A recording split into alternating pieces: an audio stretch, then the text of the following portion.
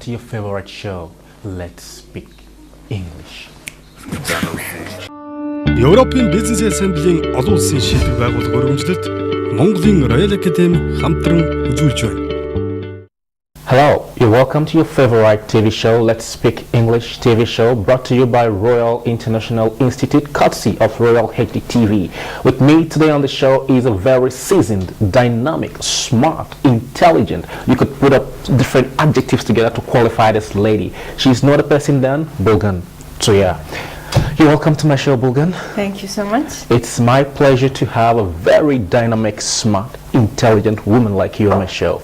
Actually, I've had different people, different calibers from different places, but I would say I was yet to have a woman that's as intelligent as you, and I'm very, very delighted to have you on my show. The pleasure is mine. I'm flattered. Thank you. Oh, you're welcome. So first of all, I want to kick it off by asking, what is your academic background? Actually, my academic background is very, very diverse. I had the opportunity to do my high school in Australia, and I did my undergrad in China, my bachelor's degree. I also studied a year in Japan studying Japanese, and also I was teaching English at the same time, and I did my graduate degree at Yale University in the States. So as you can see, I have both the Asian studies and both also had the opportunity to study in the Western world in some of the best educational institutions. That's pretty much interesting. Now, I want to stay a little bit on Yale's. Yeah. You know, Yale's is not just a university you come by like that. It's kind of one of the best and one of the top universities in the world, not just in America. So how did you gain admission into Yale's? So when I was about to finish up my bachelor's degree, I also had the aspiration to go and study at one of the best institutions in the world for my graduate degree. I was actually, at first, I didn't have the courage to apply, and I thought, just like everybody else, I'm going to come back and work in Mongolia and then try to apply for a scholarship somewhere. And then actually my parents' friend, he encouraged me, and he said, look, your English is very good.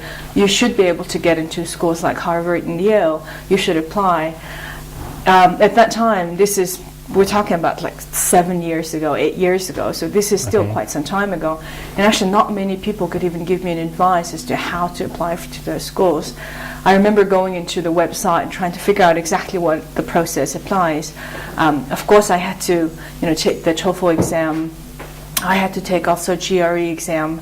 TOEFL, in comparison to GRE, is very, very easy. For me, TOEFL was like, okay, I did it. And for GRE, it actually took me quite a lot of preparation. Okay. For those of you who don't know what a GRE exam is, actually, this is an exam that everybody takes, even native speakers take. So yeah, applicants from US also take this exam to get into graduate school. For those who are applying for an MBA degree, would have to take GMAT exam, right? Okay. So it has a bit more mathematics to it. For those, for instance, who are going to study medicine, for instance, would probably take a GRE exam that is a bit more intensive in terms of chemistry and biology. Okay. The math part is not very difficult, especially for Asians, because usually our studies are very math intensive. But the English part is very, very difficult. English is my second language, and as good as my English was, I actually struggled trying to take the GRE exam. And first, when I took a look at the book, I was like, oh my God, I won't be able to pass it. But of course, this is something that comes by with practice. Mm-hmm. So I had the chance to prepare for a few months, 2 or 3 months. And usually the admission process is, the schools open up for admission around August. The deadline would probably be, the last deadline would probably be sometime around December. And usually the results come by in March. I applied for 2 schools. I actually took, looking at the list of the schools, the top schools, I was like Harvard, Yale, and then, you go down and then you have Duke, and I was like, Harvard is not going to accept me. So I actually didn't have the courage to apply. And I said, okay, I'm going to dream and I'll apply for Yale, and I also applied for Duke. And fortunately, I got into both of the schools.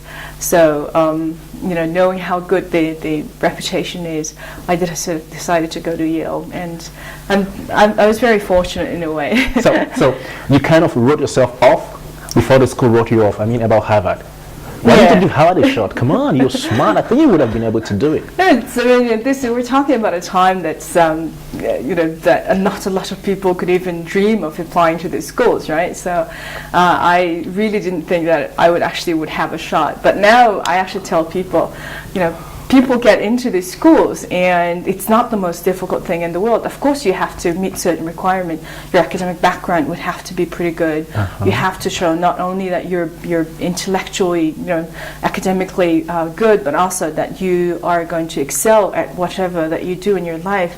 So they will also look at things like what you do besides your school, whether you do social work, whether you work as teaching assistants, or the other things would also be taken into consideration as well.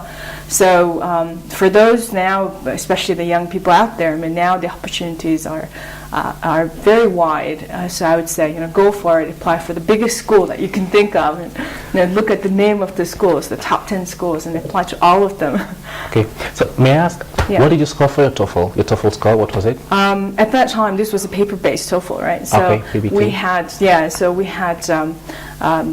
500, 600, and I had 650. Oh, that's pretty high. Yeah, so at that time, I don't know what that is now with the current TOEFL in comparison. Yeah, it changed a little bit. Yeah, it changed a little bit. But nevertheless, I mean, this is probably, top 90 or above score. So what I want to say is that the TOEFL would have to be so easy for you to be able to take GRE and GMAT exam. So if you're now struggling with the TOEFL exam, that means you still need a long way to go with the GRE and GMAT. Okay, I just want to slow down a little bit, because I'm going to squeeze you dry like an orange, I'll take all the juice you have inside you and I'll give to the viewers. Sure. Because I think you have a lot to give, not just to Mongolians, but to every person watching this show right now. Let's talk about Yale's again. Mm-hmm. It's pretty much an expensive school. How did you get through it? What I found is that I actually had the same idea. I was also offered a full scholarship to study in UK exactly the same time. And I was like, well, it's a very expensive school. How am I going to afford it? And we're talking about 7-8 years ago. So this is, $50,000-$60,000 and more. We're talking about a lot of money, even especially then. So I thought hard whether it's worth an investment. But especially schools like this, if you get into it and if you can provide that you're going to be able to do it academically and you're going to excel as an alumni of the school is much willing to actually to support you in your endeavor, and they are much more willing to provide you with financial support. My school, for instance, we had the school had a program, and it's called a gateway loan. So actually, what they do is they take a look at your financial needs, and they even calculate it for you. So they'll say, for instance, I was married then, and I had a small child, so they did all the numbers, and they said, okay, so for a family of this size, to have, let's say, 2-bedroom place and to be able to support your family on the side, you're going to need this much. So they said, we're going to provide you the whole money. And this is without even the collateral. So people were actually very surprised. Even my parents, they were like, what? So they didn't ask for anything in return. Right? But the school thinks that if you graduate our school, this is the money that you can easily make. And back then, it sounded like a lot of money, and I was even unsure whether I would be able to pay back the loan. But especially looking at how much people are making today, right? This is money that is payable, that you can earn in your lifetime. And once when you actually make the investment, it's worth every penny.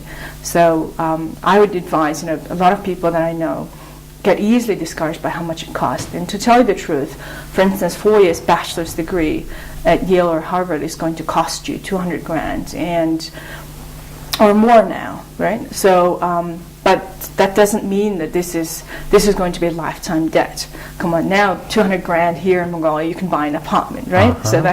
So you have to think that if you can make the investment somehow, and if you can actually prove to the school that you're worth every penny, then once when you graduate, you're going to make much more than, several times more than what you have paid.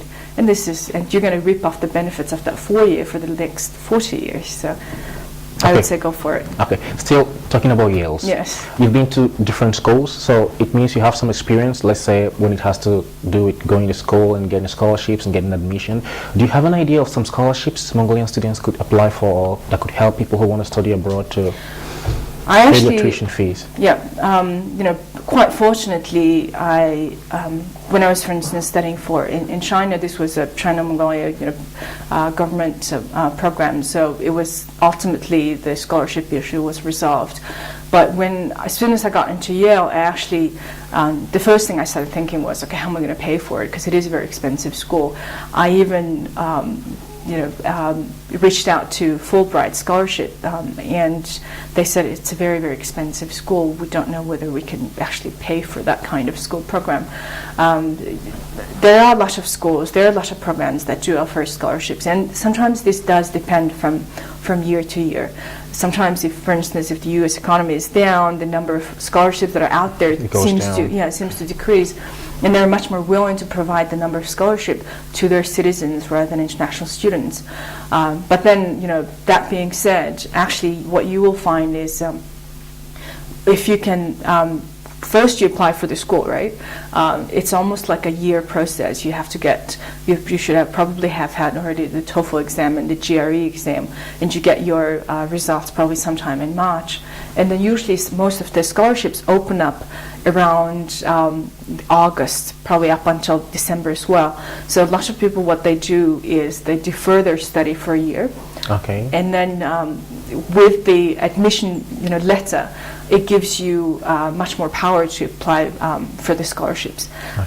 Otherwise, for instance, I can't apply for a scholarship without having an admission letter. Okay. And unfortunately, they happen at the same time. Okay. So my advice is, get the admission first. Yeah, get the admission first. And defer the admission?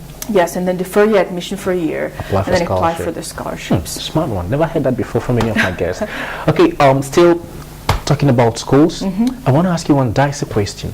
Do you think if you had studied in a different university that's not Yale's, would it have made any difference in your life? Like, this Yale's is big, and you have some other mushrooms university. Does it make any difference, like where you study? Especially now, it's really starting to make a difference. I mean, in the 1990s, the fact that you studied abroad just was sufficient enough, right? Yeah, because people didn't even understand the difference of Harvard and Hartford. Okay. Now it's starting to make a really big difference. As you can see now, a lot of the big companies, they have people who graduated out of very good schools, worked in some of the biggest institutions even abroad, and they value education. And the fact that you graduated out of some of the best schools in the world actually does mean a lot. Fortunately, for instance, for me, I having graduated out of Yale, people would be like, look at the CV and the work that I did, my work experience, my academic background, and they instantly would be much willing to interested to hire you. Exactly. So it will open up a lot of doors for you. Otherwise, to explain, try to say, so my school is this and this and this, and I'm good at this and this and this. It's a different thing. Yeah. So you would advise students, if they want to get a school, they should make sure they get big school. Yes. So I would say aim high, right? Aim high. Yeah. You have nothing to lose. I mean, and it's one of the greatest things. I mean, now you can put your application through DHL, and it's there, and you need about application form fee, $100 and something. Okay. DHL fee about $100 and something more. So with $300, you can apply to a school. Okay. So if you're academic, of course your grades would have to be good, etc. So if you can meet those requirements, why not apply, right? And then the great thing is that they're also much more willing to hire minority students. So Mongolia, with only 2.something million people, we are not exactly trying to apply out of 1 billion Chinese. So that even makes it better, right? Okay. talking about English and studying abroad, you've been hampering on it. Oh, my English is pretty cool. I agree with you. You're perfectly right. It's pretty cool. Now, how did you attain this? How do you improve your English? Like, what's your secret? Well, actually, a lot of people say, is that because you lived abroad for so long? And to tell you the truth, it doesn't even come with living abroad. Yeah. I met with a lot of people who have lived abroad for a long time. And teaching English has been my part-time job throughout my student years. So, but it really does come with practice. English language is not my native language. My parents didn't speak English, fluently, so I had to better myself throughout the years. Usually, of course, what I tell everybody who wants to learn English is you have to figure out a way that you learn English. For me, it was especially when I was preparing for my GRE exam. I had a little kid who was only a month old then, so I had to pick up. I had to figure out a way that it doesn't require me sitting behind a desk for a long time. So I actually had a voice recorder, and I would record the new words, reading it out, and then what it says, the meaning, would have an example, would have a whole text. I would read it out, record it, and then have it with me. For instance, when I'm cooking, when I'm cleaning, when I'm walking. So that way I don't have to sit behind a desk all the time to be able to memorize all the words. What I find is that you have the capability to learn about 20 words a day. And that means what, like 600 words a month, right? But then, of course, you also forget probably about 20%, but that's still pretty good. Yeah. So, but the most important thing is, especially when you learn a new language, you have, and I also speak Chinese fluently, so it's quite difficult process. First, usually, you learn to read quite well. Reading is the I guess the easiest skill that you pick up, and then afterwards you learn to listen, and then you learn to write, and then speaking comes last. Speaking is quite difficult, as you will find that now if your English is not that good, you'll be thinking in Mongolian, and then you'll be processing it in your head and then translating it into English, right? So what I find with a lot of students who want to learn English is, they think and then they try to find the right words and then put in the right grammar and put in the right structure. So I can see that their mind is working so much, and their head, their eyes are rolling in their head. So my advice to you is memorize as much as you can. And by memorizing, I don't mean single words. I mean the whole text. Word in context. Yeah, word in context. And it's so much easier for you to take out one word and put a different word. You have a whole sentence. When I started learning English, this is early 1990s, there was actually nothing then. There wasn't even an English-Mongolian dictionary. So I had to look up English word, and then it would be Russian, and then from Russian to Mongolian. So this was a very lengthy process. And at that time, the only English textbook that was available was something called Contact English, and that was about it. It's a very old book that doesn't have any many pictures at all. But now, I mean, you have all the information, you have access to everything through internet, you have all these books, and there's a lot of English lessons also on YouTube. There are so many English channels that you can also watch on TV. So when people say, I can't learn English, I'm having trouble, I actually think it's a bit spoiled. Yeah, it's laziness. Okay, you said English is not your native language, No. right? I completely disagree with you, because if I should just shut my eyes, I'll kind of imagine me speaking with a native speaker, because you're just too good with it. So I completely want to say that you are a native speaker, because you speak pretty well. Well, I guess I probably use English more than Mongolian. Really? Sometimes. How is usually that possible? At work, up until quite recently, I used to work for an international organization. So throughout work, I would use English. Because having done most of my education also in English-speaking, through English-speaking programs, it has almost become my second nature. Now, fortunately, for instance, I don't have to think in Mongolian to translate into English. sometimes, especially if I'm speaking in 3 languages, it does become a little bit difficult because I have to change my thinking process instantly from one to the other.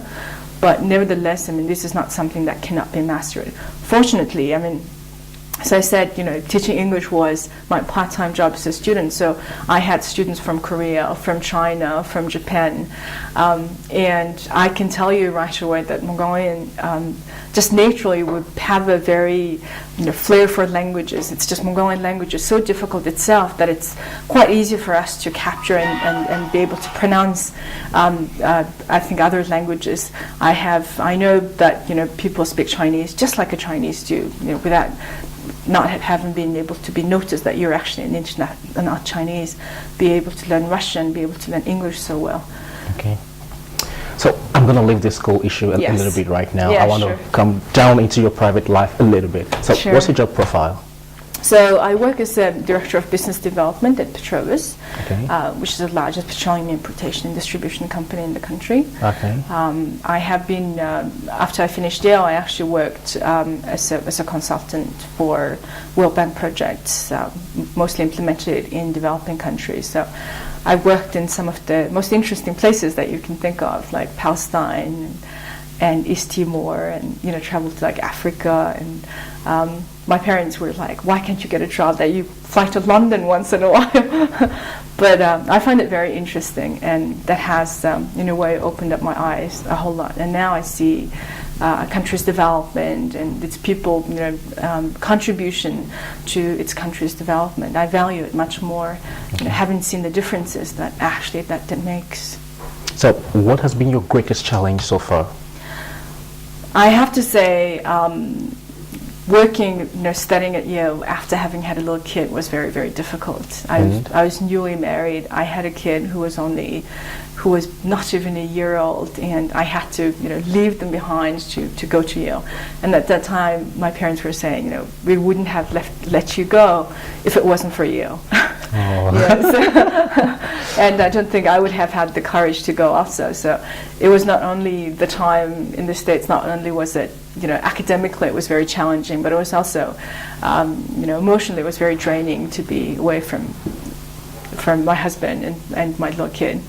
Okay, talking about your husband is so interesting to me, and I guess the viewers would like to hear some things about it. But I'm going to keep you on the hold. And after the short break, we'll be right back, and it will still be with me and Bulgan in the studio. Stay tuned, don't go anywhere. I'll be right back with you. Let's Speak English TV show. Thanks for watching. Stay tuned.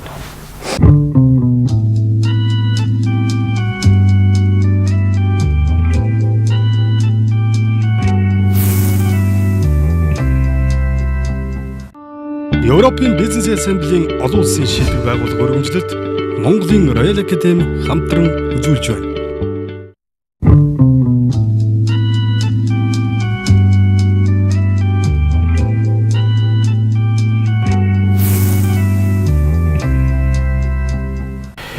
Welcome back to your favorite TV show, Let's Speak English TV show, brought to you by Royal HD TV, courtesy Royal International Institute. With me in the studio is still Bulgan, the very intellectual lady. Thank you very much for being with me on the show. Welcome back. Thank you. After the short break. So right now I'm going to delve into family issues. Yeah. I presume you're married, right? Yes. Okay, and for how long have you been married? 7, 8 years now. Any divorce? Like, have you been divorced before? No. So we met in Tokyo when we were both students. Oh, really? Yeah. So, but I mean, you know, with all the traveling and with all the study that we had to do, we were apart for about 4.5 years. So this was actually a very, in a way, very difficult relationship. But at the same time, we both had things that we wanted to do in our life, and we met pretty young, so we wanted to be, I guess, in a way, ready for family life. And now, when we look back, you know, now I'm in my early 30s, so my 20s. Now, when we look back, we're like, God, we did so much, you know. But that's the great thing is now we can just sit back and relax a little bit, right? Wow, that's cool. It's either you're a very smart woman or your husband is a cool-headed guy and he's also smart, because it's kind of difficult to keep a woman like you at a place. You know what I mean? The smartness kind of is all over the place. Okay, that's interesting. How do you handle your rigorous schedule plus family? No, it's difficult, and it's not easy for all women, even those who are staying at home, right? We all have obligations that we have to meet as a mother. So fortunately, I mean, this is also very Asian culture.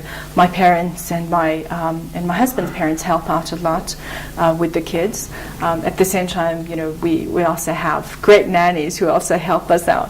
Okay. And there's almost like a whole big team that is working behind the scenes to make it all look really, really easier for me. Okay. But that doesn't mean that things come easy, and I don't take things for granted.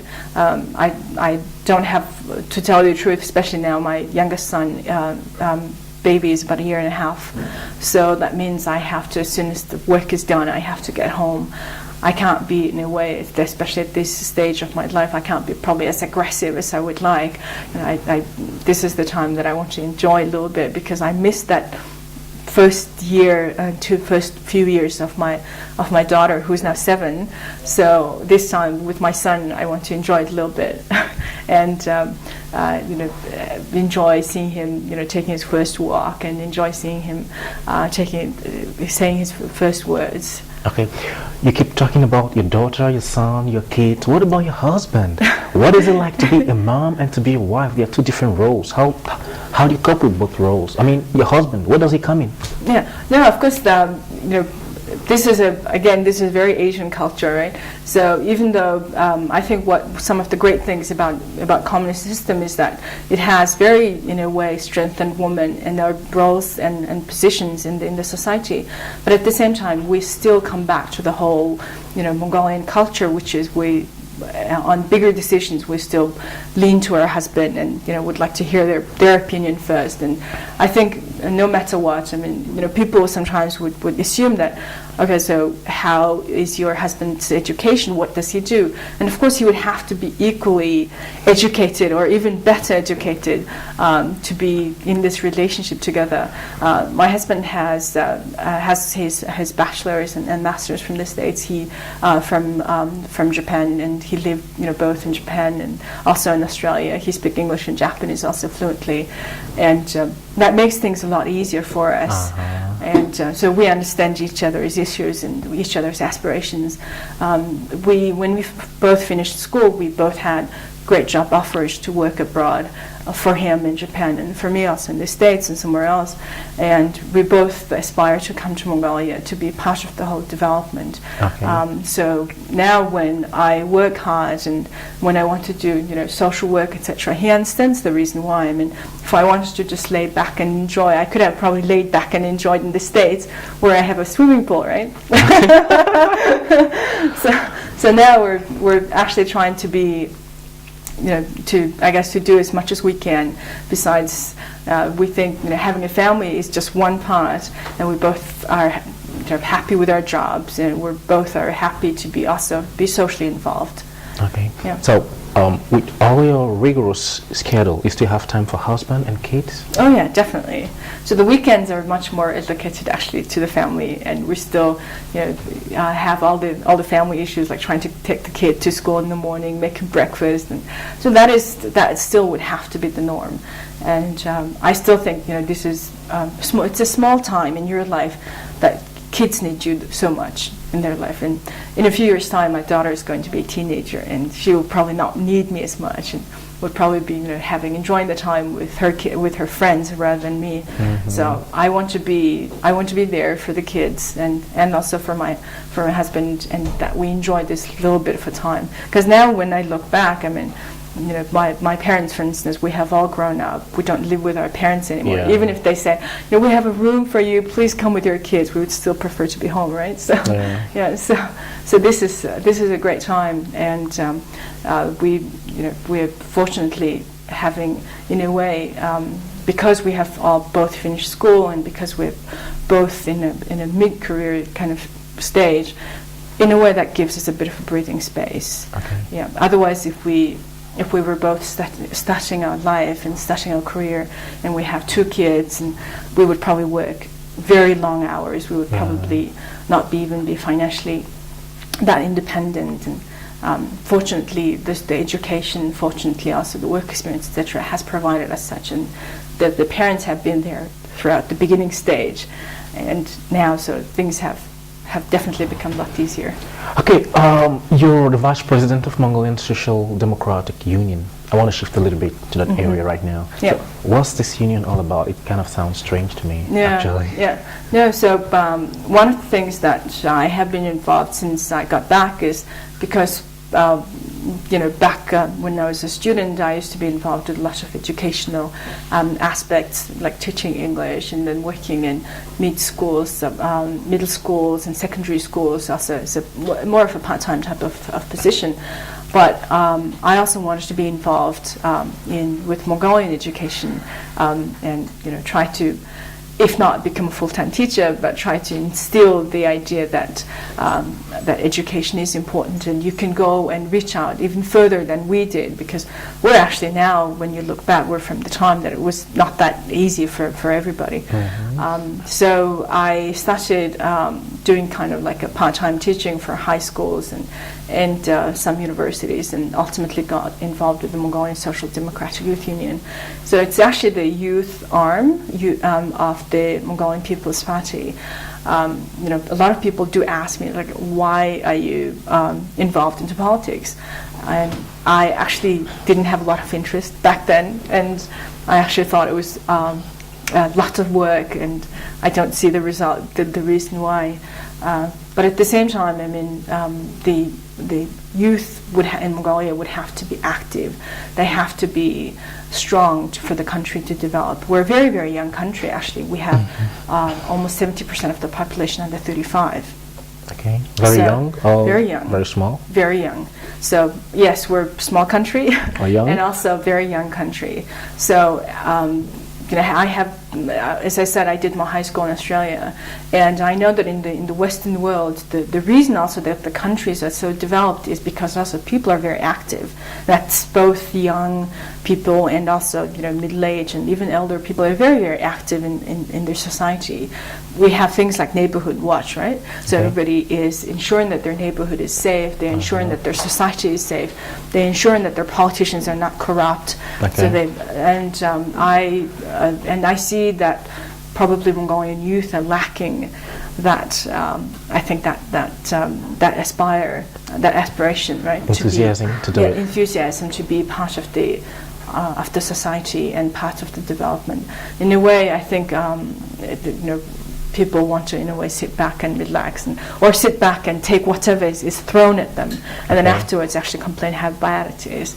And having the Western, I guess, in a way, thinking is, no, you be part of the change.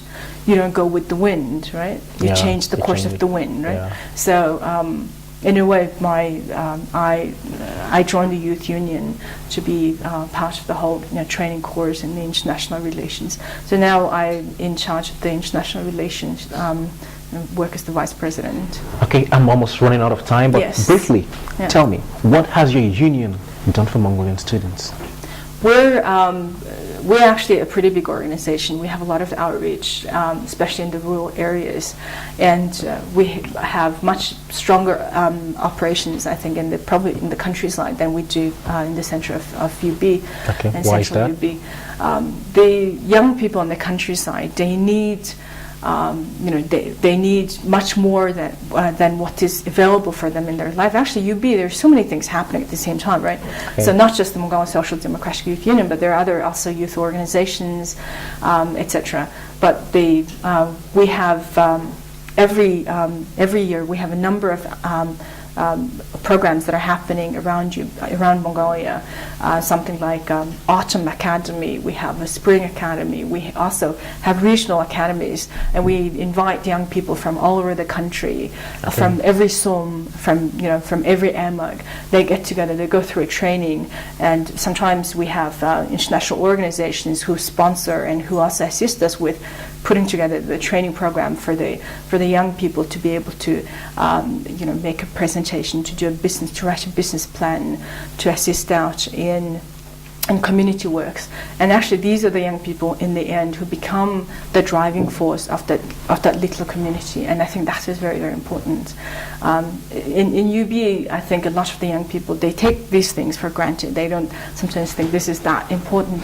But then what I notice is, I mean, I also work for one of the biggest employers in the country, right? So I go to interviews with a lot of young people, and I see exactly the reason why they need it. They need the confidence to go to a job interview and say the right things, wear the right clothes, and be able to fill out the job application, be able to use some of the equipments and that are in the office, and things like that are missing. Unfortunately, I think some of the young people in UB, they're in a way too scared to say out and to go out and say, I need those things. The people in the countryside are much more willing to learn. And this also, something like, let's say, an academy that has 300 students or 100 students from all over the country, it gives them the opportunity to communicate. It gives them the opportunity to learn new things, and also open their eyes to say, oh, so this is what's happening in this region, and this is what's happening in the world. So I think what we aspire to do is, in a way, to unite also the young people, and also at the same time to strengthen their position in their society, and also in the political world of Mongolia. Well, I think your generation is blessed to have you, because you're giving a lot to them, and that's pretty cool. You said something about politics. I don't feel so comfortable talking about politics, but I'm going to try to scratch it a little bit. So what's your next line of action in politics now? Well, I still have my doubts from day to day, because I know that this is a very big undertaking, and a lot of people ask me, like, what's my end goal in all of this, because you cannot go into politics blindly. But all I want to do is, I have a pretty good job, and I'm pretty happy with it. I have a nice family, I'm pretty happy with it. So, but at the same time, it can't all be just about me and me being happy, right? And one of the things that I've learned is,